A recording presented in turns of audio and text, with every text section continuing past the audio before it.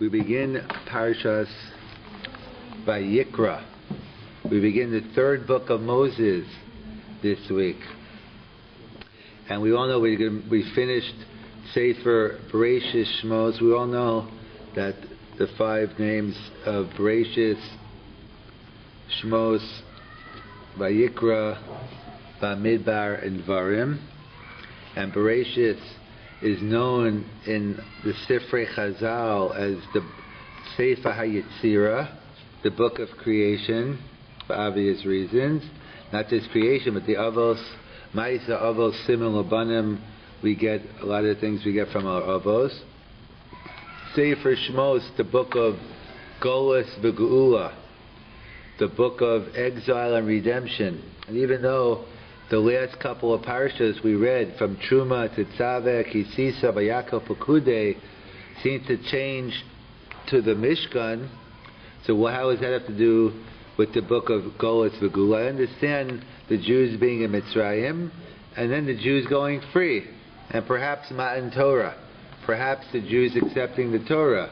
But where does the Mishkan, the building the temple, the tabernacle, fit into the book of Shmos?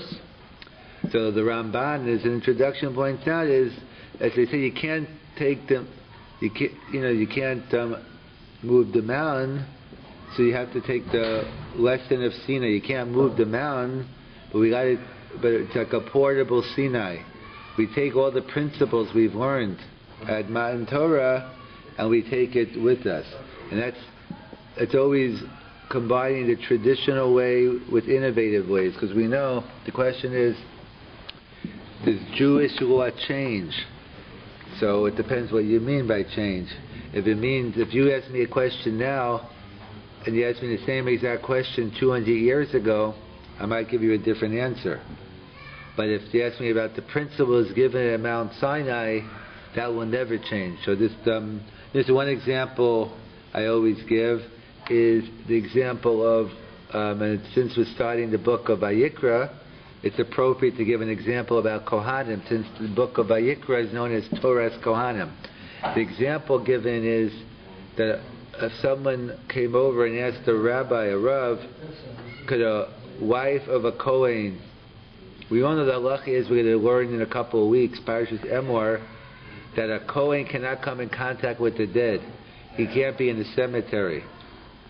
However, but it only applies to the men and not to the women. Amoro Kohanim b'nei Aharon. So the question is, what about the wife of a Kohen or the daughter of a Kohen? So the halacha is, it's no problem. She is permitted to go to a cemetery and come in contact with the dead. What about the pregnant wife of a Kohen? The wife is pregnant now. So what's the question? Because maybe she has a boy inside. So therefore, perhaps she has a boy inside, so maybe she can't go either. So if you ask that question 200 years ago, so the classical poskim say it's a case of a double doubt. So let me explain. There's three different principles. There are a lot more, but the three I'll discuss right now. The three basic principles we establish in the Talmud. Safek da'oraisa l'chumra, a doubt regarding a biblical law with strict on. So if you're not sure, if you did something and it's a biblical law, you have to repeat it. Like you're not sure if you read Kriya Shema, you do it over. What about a doubt on a rabbinic law? So we have a principle, Safek d'Rabbanan l'kula. A doubt regarding a rabbinic law, if you're not sure, do it without, you don't have to go back. And there's a third principle of Svek Sveka, double doubt. So a double doubt, even on a biblical law, that's permitted. So one doubt on a biblical law was strict, one doubt on a rabbinic law was lenient, but a double doubt on a biblical law, we're also lenient. So what's the double doubt here? Maybe she's pregnant. Pregnant, we know she is. But maybe she's pregnant with a male. Maybe not. So there's one doubt. Is the fetus a male or female? And even if you're going to say that the fetus is male, who says that they're going to make it to fruition. Unfortunately, maybe there'll be a miscarriage or something else. So there's a double doubt. So if you asked a Rav 200 years ago, so many of them would tell you it's permitted for a pregnant wife of a Kohen to go, because based on the principle of double doubt. But today, let's assume the sonograms, those are the tests they take to see if it's a male or female. So assuming they're reliable, assuming halacha recognizes it, or let's say a Navi comes down and tells you it's a male, whatever scenario you want to make up, so then if a Navi tells you it's a male, or if let's say you accept the sonogram, so then we're down to one doubt. We know it's a male, so there's no doubt. And then we only have one doubt, so we revert back to the principle of Safek Da'araisa L'Chumra.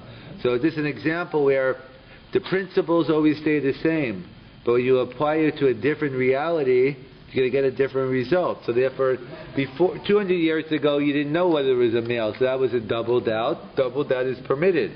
But if you can get rid of one of the doubts, it's only one doubt on a biblical law, so we go strict.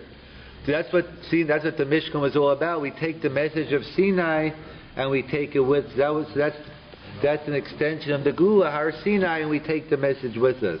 And that leads us into Parashas Vayikra, which is known as the book of Torah's Kohanim, the laws of the Kohanim. It deals with the different sacrifices and laws involving the priesthood, as well as we have the fourth book, Bamidbar, the book of Numbers, and the fifth book we have Deuteronomy Dvarim. So those we could go into later. So let's focus a little bit on the third book, Vayikra, Leviticus, and its focus on Torah's Kohanim.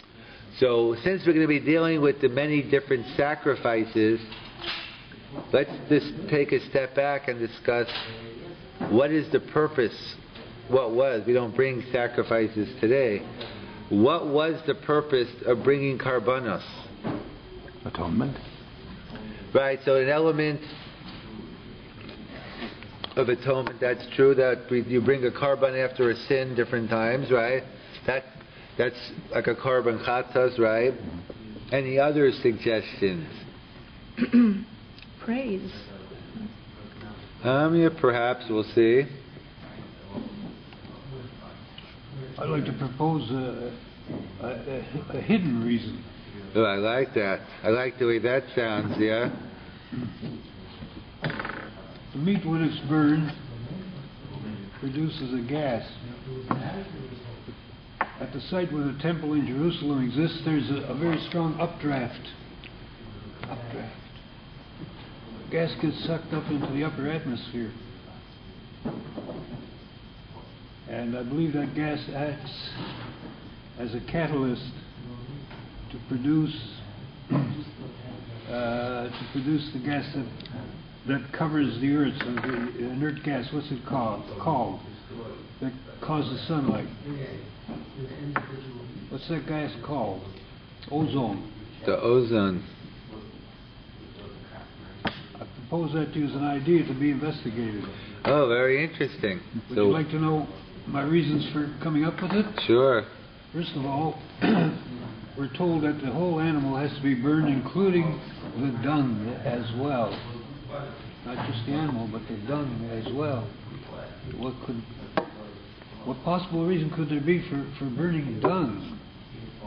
You might say you sacrifice an animal, you're dealing with the animal's spirit or something, but what's dung got to do with it? It's something that has no spirit or anything. The other thing is this: if you read in the Siddur in Ein Kalahenu, which gives you the mixture of spices, the spice mixtures that were burned in the temple, I think it lists a dozen different spices that were used to make up the mixture. And it tells you if the spice maker omits one or makes a mistake with one, he's subject to the death penalty. Now why would you possibly be so strict about spices, about making a spice in the temple? Why? And my conclusion is because it formed part of the chemical formula for for burning these meats? Otherwise, why would you be so strict? Why would the death penalty be imposed on a spice maker? Right, some interesting questions that will need further investigation. Very good. So we'll discuss some of the classical commentators, see how they deal with the aspect of Karbana. So there's the famous Rambam, Maimonides' view, in Mora Nevuchim. And this is consistent with his view. He says this throughout many different mitzvahs in the book of Vayikra. He has this fits into his theme. He says the purpose of Karbanos is Kedei laharchik es Klal Yisrael me'avodah zara. It was to get the Jewish people to stay away from idol worship. So there's different ways of learning the Rambam, but in terms of that the Jews were used to, the people used to be worshiping avodah zara by bringing animals to their God, so to speak. So to ask the Jews to try a totally new, different way of worship, that would have been asking too much. He didn't want them to go cold turkey. So instead, he said, he wants you to take what you're doing, and instead of doing it to an avodah zara God, at least redirect it to HaKadosh Baruch Hu. So we'll find with many of the mitzvahs we'll see when we go through Sefer Vayikra, that's going to be one of the major themes of the Rambam, is Kedei laharchik es atzmom, and as they keep people away from avodah zara, they were used to serving it this way, and therefore this to redirect your means to HaKadosh Baruch Hu. But the purpose, he seems to say, in Mora Nevuchim, is to keep people away from idol worship. Comes along the Ramban, Nachmanides, and he disagrees vehemently with the Rambam about the purpose of Karbanos. He brings down the Mora Nevuchim. He says it's very difficult to say that the purpose of Karbanos is to wean them away from avodah zara. The implications being it's all to avoid a negative. And there's nothing inherently there's no inherent value. And we know the Torah tells us many times, Ishei reach nicholach la'Hashem, that there's some, good purpose, it's sweet smelling to Hashem, it's something inherently pleasing about Karbanos to HaKadosh Baruch Hu. And not only that, but we know, even before Avodah Zarah began, we find the concept of Karbanos. Who was the first one to bring Karbanos? Noah. Right, let's say, not including Noah, including Noah, but before Noah, not including Adam, is Hevel. Right, so we know the story with the two brothers, I'm not my brother's keeper, that Cain brought a sacrifice, Hevel and Cain and Abel. So Hevel brought a sacrifice and his was accepted. Cain brought a sacrifice and it wasn't accepted. So it's a whole discussion why they weren't, but the point here we're making is that this is before there was avodah zara. This is before there was another God. It was just by the beginning. So therefore, according to the Rambam, why are they bringing Karbanos? There was no idol worship at the time. That's the Ramban's question, and we see also by Noah, when he left the Teva, also brought a Karban. There was no one in the world after the flood. There wasn't any avodah zara. So therefore he says that it can't be, that what the Rambam is saying can't be, and he offers his own explanation. Along Dave's lines, the purpose of Karbanos is Shetachus HaKarbanos hi l'chaper ala Adam, is atonement for us. Uvechol ha'masim she'adam oseh l'karbanos sarach l'chavin shem be'emes ruyim lasos lo b'shvil ha'avera shebiyado u'le chastei Hashem she'amar lahavi karban tumaraso. That really, what the Ramban is saying, really we should feel it should be us on the karban. But God doesn't want us dead. He wants us our ratzon, our will, to show that we want to follow it. So therefore, in lieu of the person, we put an animal there. But really, you deserve taking all the gifts that God gave us and using it against Him. You deserve to be on the karban, but the rachamim, the mercy of Hashem, is no. So the Ramban says the whole purpose of karbanos is from the root word of karban. What is the root word of karban? Kerev. Which means what? Close. Very good. The whole purpose of karbanos is to come closer to HaKadosh Baruch Hu. It's not to be marchik me'avodah zarah. We'll see, maybe it's also that.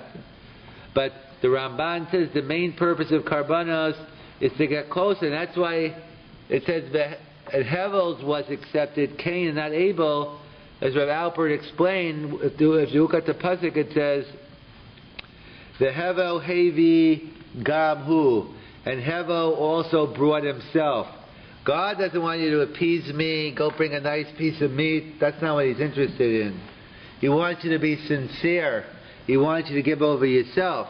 And Cain was not sincere. That's what the pasuk said. The Hevel brought himself. He put himself into the carbon. He was sincere, and that's why he came closer to God. That's why his carbon was accepted.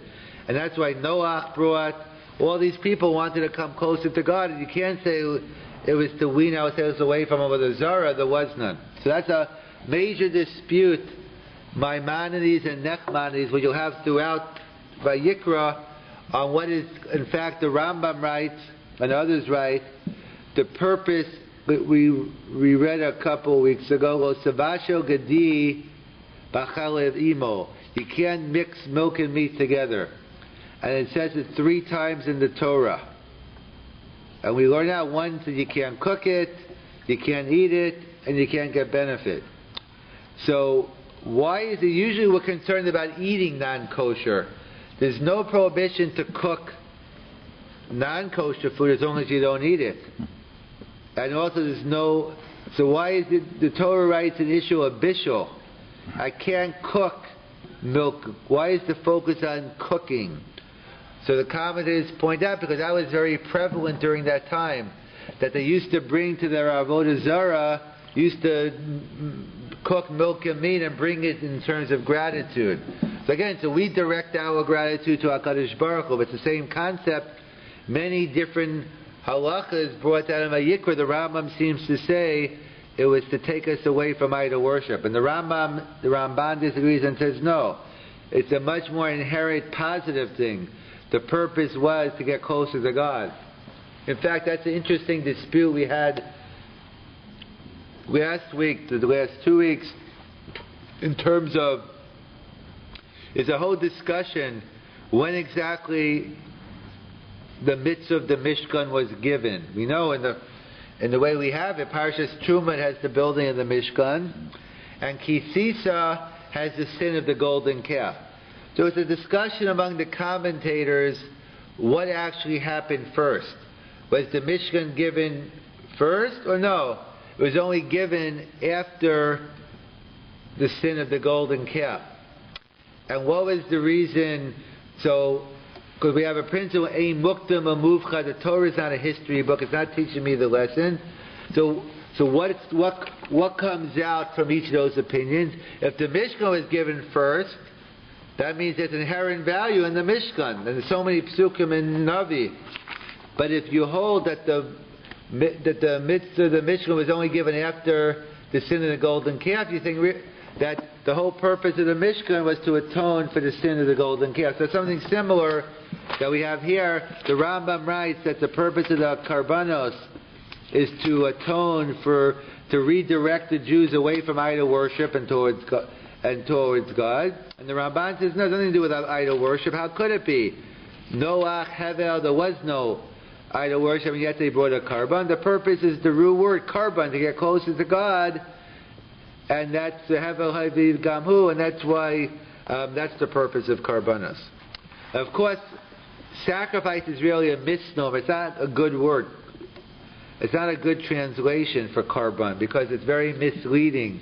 Because what does the word sacrifice mean? Sacrifice means I'm giving up. In other words, I'm giving up more than I'm getting. But we know when you're coming closer to God, whatever you're giving up, you're getting much more. That's why I see it a lot, whether among different people, whether it's spouses for one another, whether it's parents for children, children for parents. You see how much time, whether it's helping a young child or the children helping the parents. You see all the tremendous sacrifice, and yet when you speak to these people, they look. If you tell them, "Wow, what sacrifice," they look at you like you're nuts. I don't know what sacrifice. It's my parent. Of course, they did so much for me. Whatever. But the point is, they get it. That they realize it's not a sacrifice. Of course, it's a lot of work. But when you gain more from it than you get, that's why any mitzvah really can't be a sacrifice, because ultimately the gain is greater than what you're giving up. So really, sacrifice is really a misdom, like the Gemara tells us in the beginning of Shabbos, that the person who gives the tzedakah gets more from it than the poor person gets. The poor person gets maybe a meal or two, but the person who gave it the tzedakah, that impact on him is eternal. That lasts forever. And that's what the Ramban is saying. His inherent value, Karban, is the purpose to get closer to HaKadosh Baruch Hu. So how do we answer up the Ramban's question on the Rambam? It seems like a strong question. The Rambam says the purpose of sacrifices was to wean the Jews away from Avodah Zarah. The Ramban says, how could that be? They used to bring sacrifices during the time of Hevel and Noach, and there was no Avodah Zarah. So how would the Rambam answer that question? So the Abar Benel wants to answer up the question of the Ramban on the Rambam. And he wants to say that really the Rambam agrees. There are two reasons behind Karbanas. One is, as the Ramban says, to get closer to your Maker, to get closer to God. And secondly, in order to wean one away from idol worship. So then you'll ask, so why did the Rambam only bring one and not the other? So the Abarbanel says is because the Rambam holds the main purpose of sacrifices was to wean the Jews away from Avodah Zarah. But it's true there is a purpose of Karban to get closer to God, but there are many other mitzvahs that the sole purpose is getting closer to God, like tefillah, like prayer, and therefore the Rambam focused on Avodah Zarah because there are other mitzvahs that focus on this. But really the Rambam agrees that there are both aspects of Laharchak Adam and Aveira. The Ramban seems it's solely limited to get closer to God. It has nothing to do with Avodah Zarah. And the way the Abar Bernel interprets the Rambam, it has a dual aspect. So that's one way to answer up the Ramban's kasha on the Rambam. And therefore, you have these both aspects. So there's a very interesting Meshach Chachma. Rav Meir Simcha HaKohen. He's also known as the Or Sameach. That's his book on the Rambam, on the Gemaras. And the Meshach Chachma was his book on Chumash. In fact, it's a famous Maisa they say over when Rav Meir Simcha was about to publish his book on Chumash, the Meshach Chachma, and he was working on both books, but he was going to print his book on Chumash first. His father-in-law said, no, you should print the Or Sameach first, because if you just print the Meshach Chachma, you only have a sefer on Chumash. Oh, they'll say, oh, he's a darshana, he doesn't really know anything, he's just giving a bunch of sermons.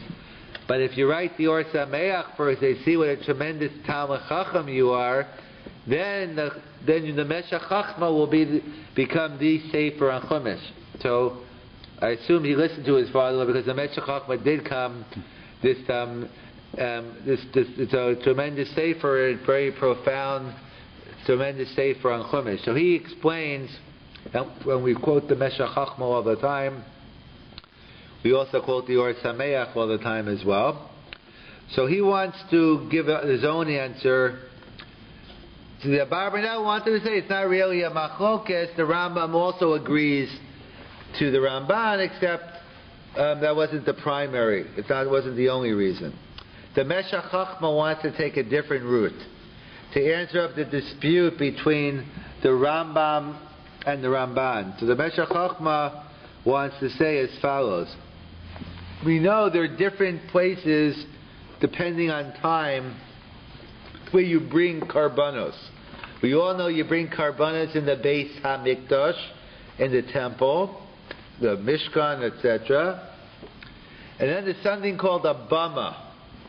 A bama means like a high place, like, I guess kind of like a bima, you daven from higher. But a bama was basically, you brought a karban in your backyard, so to speak, meaning outside the temple. So the rule is, you're only allowed to bring a bama when you can't bring a karban in the temple. It's prohibited to bring a bama, to bring a sacrifice on a bama if the temple was up. So the Meshach Chochma wants to say it's no contradiction, there's no dispute between the Rambam and Ramban. They're talking about two different things. The Ramban, who says the purpose of sacrifices is to get closer to Hashem, what type of karbanos? Those are the karbanos in the Beis HaMikdash. The whole Beis HaMikdash was with the Gila Shechina, the divine presence, all the miracles going on. That's what the Beis HaMikdash was all about. We go down 3 times a year, Ola Regel, you bring things, the whole Beis HaMikdash, Simchas Beis HaShoeva, the whole purpose was to get closer to Hashem. The Ramban was talking about the mitzvah of bringing karbanos in the Beis HaMikdash. The Rambam was talking about bringing bamas. The purpose of a bama is to keep the Jews away from Avodah Zarah. So that's how the Meshach Chochma reconciles, that the Ramban is talking about the Beis HaMikdash, and the Rambam, which says L'harchek atzmo min Avodah Zarah, he's talking about the mitzvah of bringing bamas. So we have two ways of reconciling the dispute between the Rambam and the Ramban. Again, let's summarize. The Rambam writes, the purpose of karbanos is to keep us away from Avodah Zarah, and he wanted to ease us away, so instead of bringing sacrifices to Avodah Zarah, redirect it to HaKadosh Baruch Hu. And the Ramban says, what are you talking about? Noach, Hevel, we see karbanos well before Avodah Zarah. So how could you possibly tell me the purpose of sacrifices is for Avodah Zarah? Hence the Ramban rejects the Rambam. It says karban from the word karet, to come closer, and that's the Hevel Havi Gamhu. The whole purpose of sacrifices is to come closer to God, and we have to appreciate, really, we deserve to be the karban. But God wants us. He doesn't want us dead. He wants our ratzon. He wants us to serve Him, and therefore, when we see the animal burning, it's in lieu of us, and therefore that's the lesson we have to learn, that we should not misuse all the tremendous gifts that God gave us. So that's the Ramban. So we wanted to reconcile. How would the Rambam answer the question on him from the Ramban? So we had two answers. The Abarbanel answers that, no, really the Rambam agrees. He also agrees the reason of getting closer, but he didn't bring it down is because that's other mitzvahs. The main purpose, like Umashu of Tefillah, that the whole purpose is to get closer to God, and therefore he saved it for Tefillah. But he doesn't disagree. Of course, there's an aspect of karbanos, besides weaning one away from idol worship, but also to go ahead and get closer to God. And the Meshach Chochma had a different explanation. He said the purpose is that we're talking about two different things. The karbanos in the Beis HaMikdash, that's the purpose, is to get closer to God. That's the Ramban. But the Rambam, to take one away from Avodah Zarah, that's what bamas, and that's what the Rambam's referring to.